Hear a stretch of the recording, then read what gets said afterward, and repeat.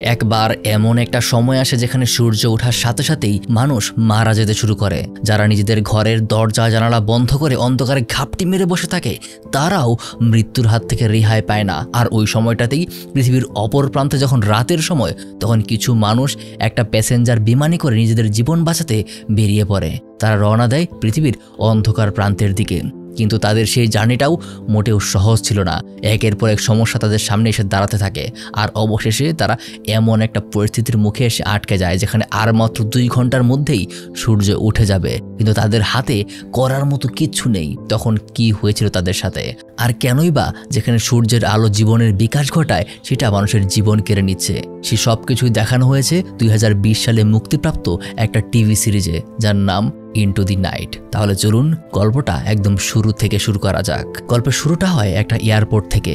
এই লোকটার নাম জিও। 2 ঘন্টা পর তার একটা ফ্লাইট আছে। তবে জিও খেয়াল করে এয়ারপোর্টের একটা মেয়ে হঠাৎ তার বন্ধুর সাথে কথা বলতে বলতে কেমন যেন অস্থির হয়ে উঠেছে, কারণ কথা চলা অবস্থাতেই কোনো এক কারণে তার বন্ধু রেসপন্স করা বন্ধ করে দিয়েছে। তাই জিও তাকে জিজ্ঞাসা করে যে তার বন্ধু কোথায় থাকে। মেয়েটা জানায় সে নিউ ইয়র্ক থাকে। যা শুনে জিও কিছুটা দুশ্চিন্তায় পড়ে যায়। তারপর জিও টার্মিনালে একটা টেলিভিশনে দেখতে পায় ওখানকার নিউজ প্রেজেন্টার নিউজ চলাকালীন অবস্থাতেই অজ্ঞান হয়ে পড়েছে। তাছাড়াও সেখানে শহরের এক অদ্ভুত পরিস্থিতি দেখানো হয়, যখন মানুষ নাকি কোনো অজানা কারণে রাস্তাতেই অজ্ঞান হয়ে পড়ে যাচ্ছে। সেখানকার বাকি মানুষগুলো এগুলো দেখছে, তবে কেউই তেমন কোনো গুরুত্ব দিচ্ছে না। কিন্তু এসব ঘটনা জিওর মনে একটা ভয়ানক দুশ্চিন্তা তৈরি করে। সে অস্থির হয়ে ওঠে। সোজা এয়ারপোর্টের একটা গার্ডের উপর সে আক্রমণ করে। তার হাত থেকে সে রাইফেলটা নিয়ে নেয় আর সোজা সবাইকে ভয় দেখিয়ে তার নির্দেশনা মতো ফ্লাইটের দিকে যেতে বলে। তারপর দ্রুত সে বিমানের ভিতর ঢুকে পড়ে। পাইলটকে গান পয়েন্টে নিয়ে নেয় আর তাকে বলে এখানে আর অপেক্ষা করার প্রশ্নই ওঠে না। পাইলটকে সে এখনই বিমানটা টেক অফ করতে বলে, কিন্তু সে জানায় যে এই বিমানের মেইন পাইলট নাকি এখনো বিমানে এসে পৌঁছায়নি, আর সে হলো বিমানের কো পাইলট মাত্র। তার একার পক্ষে বিমান কন্ট্রোল করা সম্ভব না। তবে জিও তার কোনো কথাই শুনতে চায় না। সে শুধু একটা কথাই বলে, আমাদের হাতে সময় নেই, যা করার এখনই করতে হবে। কিন্তু তখনই পাইলট জিওর হাত থেকে বন্দুকটা কেড়ে নিতে ধরে, আর যার কারণে ভুলবশত জিও পাইলটের হাতে ফায়ার করে দেয়। অর্থাৎ একমাত্র সে বিমানটাকে চালাতে পারতো, কিন্তু এখন সেটাও আর সম্ভব না। বিমানে মাত্র অল্প কয়েকজন প্যাসেঞ্জার ছিল। তাই বেশি চিন্তা না করে জিও বাইরে এসে প্যাসেঞ্জারদেরকে জিজ্ঞাসা করে যে আপনাদের মধ্যে কেউ কি বিমান চালাতে পারেন।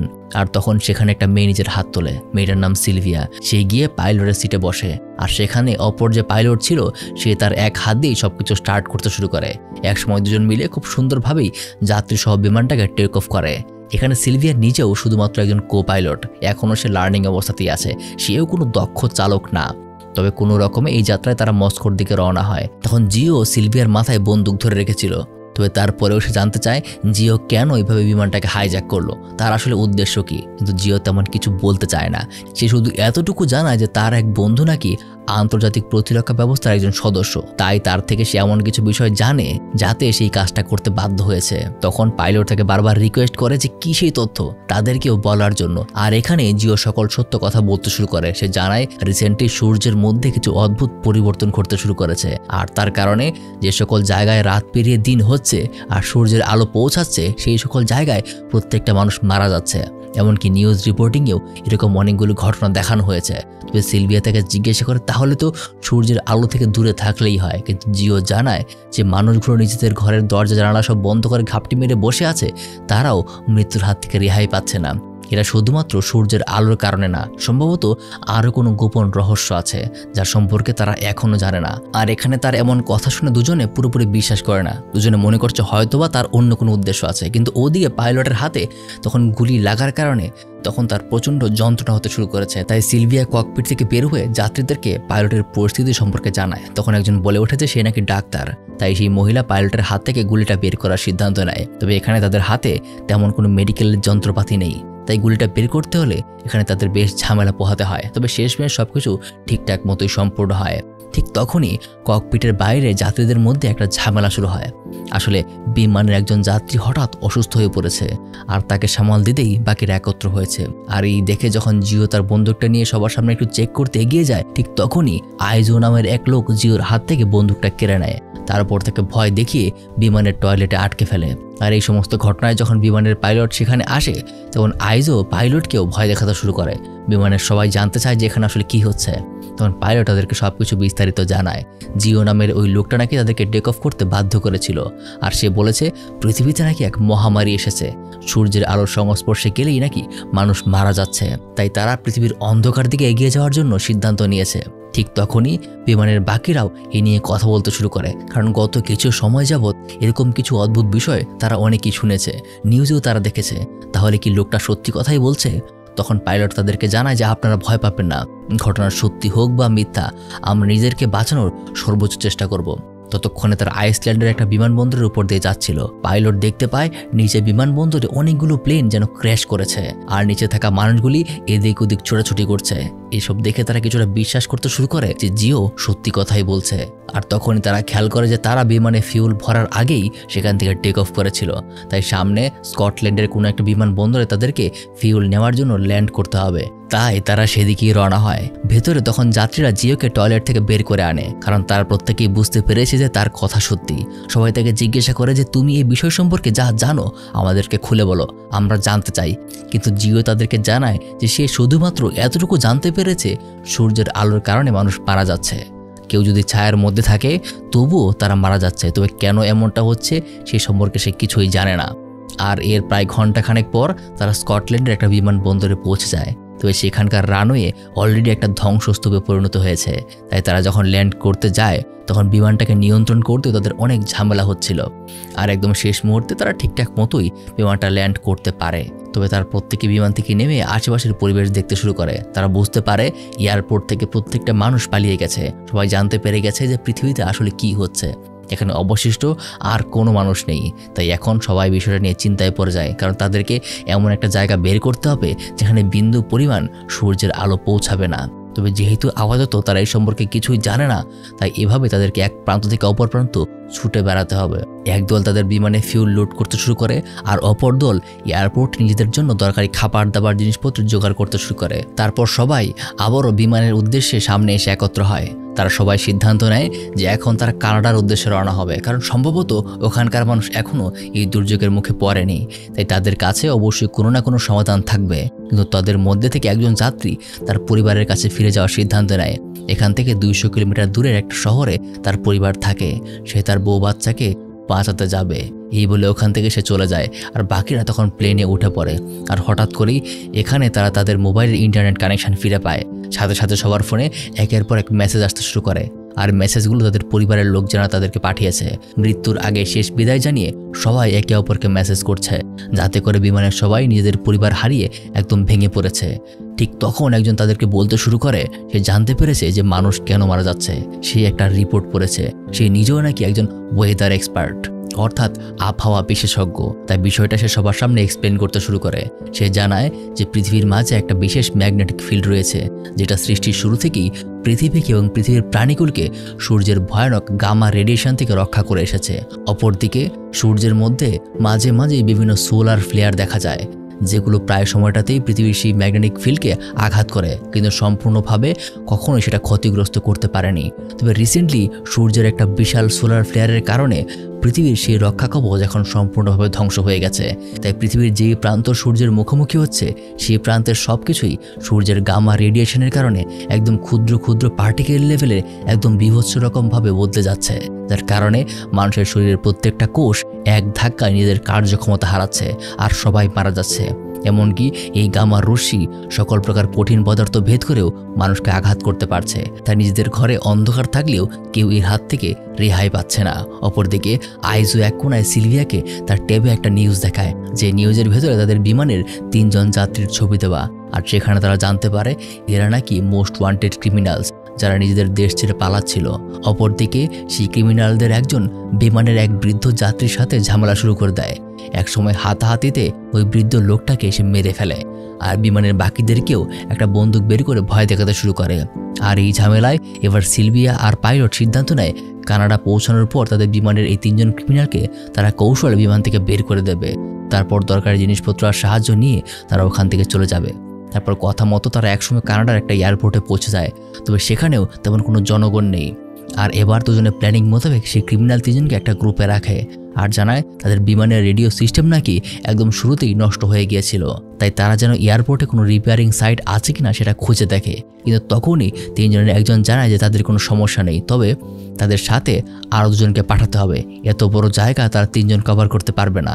আসলে শুধুমাত্র এই তিনজন ক্রিমিনাল বাদে বিমানের কয়েকজন যাত্রী এই প্ল্যানিং সম্পর্কে জানে, তাই তাদের মধ্যে দুজন তাদের সাথে যেতে রাজি হয়। তবে এই দুজনের মধ্যে একজন এই প্ল্যানিং সম্পর্কে জানলেও অপর মহিলা এ সম্পর্কে কিছুই জানে না। সেখানে 15 মিনিট গাড়ি চালানোর পর তারা একটা ওয়ার্কশপ খুঁজে পায়। সেখানে তারা প্রত্যেকেই তাদের রেডিওর জন্য দরকারি জিনিসপত্র খুঁজতে শুরু করে। আর তাদের সাথে থাকা জ্যাকব নামের লোকটা তার দরকারি জিনিসপত্র নিয়ে সেই তিনজন ক্রিমিনালকে ওয়ার্কশপের ভিতরে কৌশলে তাদেরকে লক করে ফেলে। আর তার সাথে থাকা মহিলাকে দ্রুত তার সাথে আসতে বলে। কিন্তু মহিলা যেহেতু কিছুই জানে না, তাই তার মধ্যেকার ভালো মানুষ তাকে এই কাজ করতে দেয় না। কিন্তু জ্যাকব তাকে বোঝায় যে এখন তাকে বুঝিয়ে বলার সময় নেই, কিন্তু মহিলা তার কোনো কথা শুনতে রাজি হয় না। তাই জ্যাকব তাকে ওখানে রেখেই ওখান থেকে বেরিয়ে পড়ে। আর ওই মহিলা ওই তিনজন ক্রিমিনালদেরকে মুক্ত করে দেয়। তবে পরে সেই মহিলা নিজের ভুল বুঝতে পারে, কারণ ক্রিমিনালগুলো ওই মহিলাকে ওখানে রেখেই অন্য একটা গাড়ি নিয়ে দ্রুত প্লেনের দিকে যেতে থাকে। কিন্তু ততক্ষণে জ্যাকব বিমানে উঠে পড়েছে আর তারা বিমানের দরকারি ফিউয়েল নিয়ে সাথে সাথে সবাইকে টেক অফ করতে ধরেছে। তখনই সেই তিনজন ক্রিমিনাল কিছু করতে না পেরে তাদের কাছে থাকা বন্দুক হাতে নিয়ে বিমানের গ্লাসে ফায়ার করতে থাকে। তো বিমানের গ্লাস যথেষ্ট মজবুত ছিল, সেখানে সামান্য ক্র্যাক ছাড়া আর কিছুই হয় না। তারা বিমান নিয়ে সফলভাবে টেক অফ করে। তার কিছুক্ষণের মধ্যেই পাইলট তাদের রেডিওটা ঠিক করে ফেলে। আর সেখানে তারা জানতে পারে যে হাওয়াই নামক একটা জায়গায় নাকি মানুষজন পানির নিচে একটা বাংকারে আশ্রয় নিয়েছে আর সেখানে তারা সুরক্ষিত আছে। কিন্তু সমস্যাটা হলো তার লোকেশন সম্পর্কে তারা কিছুই জানে না, এমনকি তাদের কাছে বিশ্বাসযোগ্য কোনো ভেরিফাইড তথ্যও নেই। তাছাড়াও তারা যদি ওখানে যায় তাহলে ফিরে আসারও কোনো সুযোগ থাকবে না, ততক্ষণে সূর্য তাদেরকে ধরে ফেলবে। তাই যা করতে হবে ভালো মতো চিন্তা করেই করতে হবে। ঠিক তার পরবর্তী সময়টাতেই তাদের বিমানে ছোটখাটো ঝড়ের মুখে পড়ে যায়। আর মনে আছে সেখানে টেক অফ করার সময় সেই ক্রিমিনালদের বন্দুকের গুলি সোজা এসে বিমানের গ্লাসে লেগেছিল। সেই কারণে গ্লাসটা তখন ভেঙে না গেলেও অনেকাংশেই দুর্বল হয়ে গিয়েছিল। আর এখন এই ঝড়ের মধ্যে বাতাসের গতিবেগ বেড়ে যাওয়ার কারণে এই জানালা এখন সম্পূর্ণটাই ভেঙে যায়, যার কারণে প্লেনের ভেতর সবকিছু ওলট পালট হয়ে যেতে শুরু করে। জানালা ভেঙে যাওয়ার কারণে প্লেনের ভেতরে একটা আলাদা এয়ার প্রেশার তৈরি হয়, যার কারণে সকল অক্সিজেন মাস্ক নিচে নেমে আসে আর যাত্রীরাও বিষয়টাতে একদম অস্থির হয়ে ওঠে। ঠিক তখনই আইজো নামের লোকটা তার হাতে থাকা একটা বোর্ড দিয়ে সেই জানালা আটকে ফেলে, আর যার কারণে সাথে সাথেই ভেতরের সবকিছু আবার স্বাভাবিক হয়ে যায়। তবে এই ঘটনায় তাদের প্লেনের ভেতরে ভয়ানক রকমের অক্সিজেনের স্বল্পতা দেখা যায়। পাশাপাশি সেখানে তাদের মধ্যে একটা বাচ্চা ছিল যার নাকি হাঁপানির সমস্যা ছিল, এতে করে সে অনেক অসুস্থ হয়ে যায়। বিমানের বাকিরা অক্সিজেন মাস্ক ব্যবহার করে কোনো রকমে নিজেদের স্বাভাবিক করার চেষ্টা করে, তবে সেই বাচ্চাটার অবস্থা ধীরে ধীরে খারাপ হতে থাকে। তখন আইজো তার নিজের অক্সিজেন মাস্ক থেকে পাইপটা খুলে নিয়ে ওই বাচ্চার মাস্কের সাথে লাগিয়ে দেয়, আর একসাথে 2টা সিলিন্ডার অক্সিজেন বার কারণে বাচ্চাটার সাথে সাথেই স্বাভাবিক হয়ে ওঠে। আর অপরদিকে পাইলট আর সিলভিয়ার কথাবার্তায় বোঝা যায় হাইওয়েতে তারা যে বাংকারের কথা শুনেছে সেখানে তাদের পক্ষে পৌঁছানো সম্ভব না, কারণ তারা যদি রিস্ক নিয়ে সেখানে পৌঁছানোর সিদ্ধান্ত নেয় তবুও তাদের প্লেনের পর্যাপ্ত পরিমাণে ফিউল থাকবে না। তাই তাদের বাধ্য হয়ে সিদ্ধান্ত পরিবর্তন করতে হয়। এখান থেকে তারা সোজা আলাস্কা যাবে। সূর্যের সাথে তারা পারবে না, এটা তারা জানে, কিন্তু তবুও এই জার্নির কারণে তাদের রাতটা তুলনামূলক দীর্ঘ হয়েছে। পৃথিবীর উল্টো দিকে যেতে তারা প্রায় 14 ঘন্টা সময় পার করেছে, আর খুব সম্ভবত তাদের 6 থেকে 7 ঘন্টা বাকি আছে। ততক্ষণে সূর্য তাদেরকে ধরে ফেলবে। কথা মতো এরপর তারা আলাস্কার একটা এয়ারপোর্টে পৌঁছে যায়, আর সেখানে তারা দ্রুতই নিজেদের প্লেনে ফিউল ভরে নেয়। একসময় তাদের সাথে যাদের যে ক্লাইমেট এক্সপার্ট ছিল সে জানায় সম্ভবত তাদের হিসাবে ভুল ছিল। কানাডার এয়ারপোর্টে তারা কোনো মানুষজন দেখেনি, সম্ভবত রেডিয়েশনের কিছুটা অংশ দিনের বেলায় কানাডার ওই অঞ্চল পেয়েছিল, কারণ তারা যেই ফলমূল ওখান থেকে এনেছে সেই ফলমূলের সামান্য কিছু অংশ সে খেয়ে দেখেছে, এগুলোতে কোনো স্বাদ নেই, বরং তারা যদি ওই ফলমূল খায় তাহলে তারা নির্ঘাত অসুস্থ হয়ে পড়বে, কারণ সেগুলো অলরেডি গামা রেডিয়েশনের মুখোমুখি হয়ে পড়েছে। অর্থাৎ এখানে তাদের সিদ্ধান্ত নিতেই হবে। এভাবে চলতে থাকলে সূর্য একসময় তাদেরকে ধরে ফেলবেই, আর কোনোভাবে সেটাও যদি তারা বাইপাস করতে পারে তবুও তারা না খেতে পেয়ে তাদের মারা যেতে হবে। তাই এখন তাদের উদ্দেশ্য একটাই, তাদেরকে এমন কোনো জায়গায় যেতে হবে যেখানে সূর্যের আলো পৌঁছাবে না। তাই তারা আবারও তাদের রেডিও চেক করতে শুরু করে। সেখানে অনেকক্ষণ পর তারা অবশেষে একটা ক্লু খুঁজে পায়, একটা নাম, সেটা হলো স্টারা 17। ঠিক তারপরে রেডিওতে তারা একজনের কথা শুনতে পায়। তারা বুঝতে পারে যে ব্যক্তি কথা বলছে সে হচ্ছে একজন অ্যাস্ট্রোনট। সে মহাকাশ থেকে রেডিও সিগন্যালের মাধ্যমে হয়তোবা তার সংস্থার সাথে যোগাযোগ করছে। তবে প্রশ্ন হলো অ্যাস্ট্রোনট পৃথিবীর বাইরে মহাকাশে কিভাবে জীবিত আছে? সেখানে তো সে সরাসরি সূর্যের রেডিয়েশনের শিকার হবে। আর তখন একজন জানায় যে আসলে মহাকাশ স্টেশনগুলো এমনভাবেই তৈরি করা যেন সেগুলো সূর্যের ভয়ানক যে কোনো রেডিয়েশনকে ভেতরে আসতে না দিয়ে সেগুলো রিফ্লেক্ট করে ফেলে। আর তখনই রেডিওতে চলা কথা শুনে তারা বুঝতে পারে এই কনভারসেশন মূলত নেটোর হেডকোয়ার্টার থেকে হচ্ছে। আর এখানে তারা শেষ আশা ভরসা খুঁজে পায়। তাদের কাছে যতটুকু সময় আর যতটুকু ফিউল আছে তাতে তারা খুব সহজেই নেটোর হেডকোয়ার্টার পর্যন্ত পৌঁছে যেতে পারবে। কিন্তু এখানে রিস্ক হলো যদি তারা সেখানে পৌঁছানোর পর কোনো বাংকার খুঁজে না পায় তাহলে নিশ্চিত মৃত্যু মেনে নেওয়া ছাড়া আর কোনো উপায় থাকবে না। আর ফাইনালি তারা প্রত্যেকেই সেই রিস্ক নেওয়ার সিদ্ধান্ত নেয়, কারণ এছাড়া আর কোনো অপশনও তাদের হাতে নেই। এবার হয়তো তারা বেঁচে যাবে, নয়তো মারা যাবে। তবে তখনই আরও একটা সমস্যা হয়। ঘটনার শুরুর দিকে যে পাইলটের হাতে গুলি লেগেছিল সেখান থেকে এখন ধীরে ধীরে ইনফেকশন ছড়াতে শুরু করেছে। আর ধীরে ধীরে সে আরও বেশি অসুস্থ হয়ে পড়ছে, যা দেখে সিলভিয়া বুঝে উঠতে পারে না সে কী করবে, কারণ সে নিজেও দক্ষ কোনো পাইলট না। তাছাড়াও একা এই বিমান কন্ট্রোল করা তার পক্ষে কোনোভাবেই সম্ভব না। তাছাড়াও তাদের গন্তব্যে পৌঁছাতে হলে তাদের পাইলট সজ্ঞানে থাকাটা খুব জরুরি, কিন্তু এই অবস্থায় খুব সম্ভবত সে বেশিক্ষণ সজ্ঞানে থাকতে পারবে না। তাই পাইলটকে বাঁচাতে সিলভিয়া যাত্রার পথের আরও একটি এয়ারপোর্টে ল্যান্ড করার সিদ্ধান্ত নেয়। যেহেতু এখন সে একা, তার জন্য বিষয়টা খুব কঠিন হয়ে পড়ে। তবে কোনো রকমে এই যাত্রায় সিলভিয়া বিমানটা জায়গা মতো ল্যান্ড করে। তখন বিমানের একদল বাইরে বের হয় বিমানের ড্যামেজ হওয়া কিছু জায়গা ঠিক করতে। একদল পাইলটকে নিয়ে এয়ারপোর্টের হসপিটালে যায়, আরও অপর দল বের হয় নেটোর ইনফরমেশন জোগাড় করতে। তবে যে দল পাইলটকে নিয়ে হসপিটালে গিয়েছিল সেখানে হসপিটালে যাওয়ার পর তারা দেখতে পায় অগণিত মানুষ সেখানে মরে পড়ে আছে। তবে এগুলো দেখে বিচলিত হলে চলবে না, তাদের যে করেই হোক নিজেদের উদ্দেশ্য পূরণ করতে হবে। তাই তাদের সাথে যে ডাক্তার ছিল সে তার কাজ শুরু করে দেয়।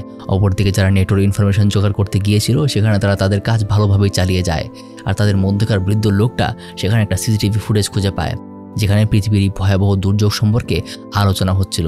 আর সেখানেই তারা স্টারা 17 বাংকার সম্পর্কে জানতে পারে। সেই জায়গার লোকেশন আর সবকিছু একটা কাগজে সে লিখে রাখে। আর এতক্ষণে তাদের পাইলট বিভিন্ন অ্যান্টিবায়োটিক আর কিছু ব্যথানাশক ওষুধের মাধ্যমে কিছুটা স্বাভাবিক হয়েছে। তারপর সবাই আবারও তাদের প্লেনে ফিরে আসে।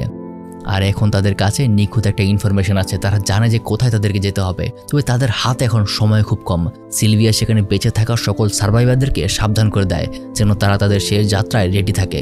ওখানে পৌঁছানোর পর তাদের বিমানে কোনো প্রকার ফিউল অবশিষ্ট থাকবে না।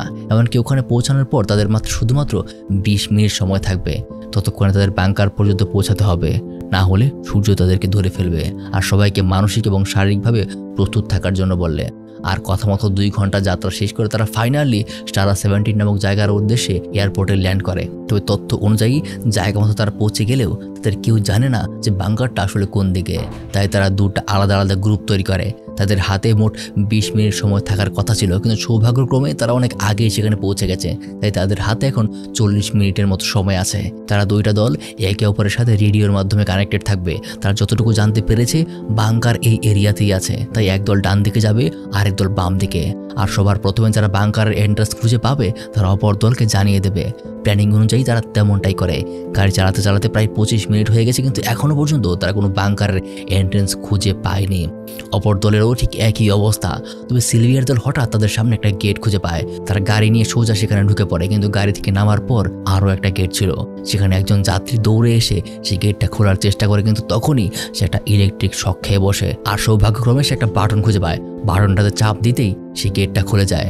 আবার অপর দিকে যে দল রয়েছে তারা বাংকারের পেছন দিকে দরজায় পৌঁছে গেছে। আর ভেতরে ঢোকার পর রেডিওর মাধ্যমে তার প্রথম দলকে জানিয়ে দেয়, যার কারণে সময় মতো দুটো দলের প্রত্যেকেই বাংকারে প্রবেশ করে। তারপর তারা সিঁড়ি বেয়ে মাটির প্রায় 200 ফুট নিচে চলে যায়। ঠিক তখনই সামনে কয়েকজন মিলিটারি অফিসার আসে। তারা তাদের স্বাগতম জানায়, কারণ তারা সার্ভাইভার। সে জানায় এখন তাদের দুশ্চিন্তা করার কিছু নেই, তারা এখন সবাই সুরক্ষিত। আর এই সার্ভাইভারদের জন্য সকল সুযোগ সুবিধা আছে। আর সম্ভবত 2 দিন পার হলেই পৃথিবী আবারও আগের মতো স্বাভাবিক হতে শুরু করবে, যা শুনে তারা কিছুটা স্বস্তি পায়। আর এখানে শেষ হয়ে যায় আজকের ভয়ানক এই অভিযানের গল্প। তো কেমন লাগলো গল্পটা কমেন্ট করে জানাতে ভুলবেন না। আর এটা থেকে বিশেষ করে একটা শিক্ষা অবশ্যই নেবেন, পরিস্থিতি খারাপ যেমনই হোক না কেন সবকিছুই সমাধান করা সম্ভব, কোনো কিছুই আসলে অসম্ভব না। আর হ্যাঁ, পৃথিবীর দূষণের প্রতিও খেয়াল রাখবেন, নাহলে আমাদের সত্যি আমাদের পৃথিবীর যে ওজোন লেয়ার আছে, যেখানে ওজোন গ্যাসের একটা স্তর থাকে যেটা আসলেই পৃথিবীতে আসা অতিবেগুনি রশ্মিকে আটকায়, সেটা যদি ধ্বংস হয়ে যায় তাহলে সিনেমার মতো না হলেও বাস্তবে এর পরিণতি অনেক খারাপ হতে পারে। এতক্ষণ আপনাদের সাথে ছিলাম আমি মারুফ। দেখা হবে পরবর্তী অন্য কোনো গল্পে।